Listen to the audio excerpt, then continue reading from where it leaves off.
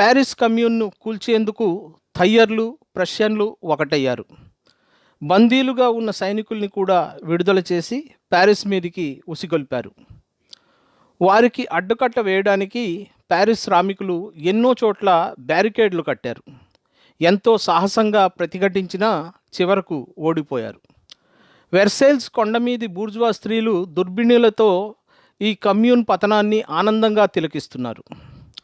శాంతి భద్రతల పునరుద్ధరణ కోసం కమ్యూనార్డులను పాశవికంగా హత్యలు చేస్తూ ఉంటే ప్యారిస్ క్యాఫేలలో బూర్జువాలు తప్పతాగుతూ సంబరాలు జరుపుకుంటున్నారు.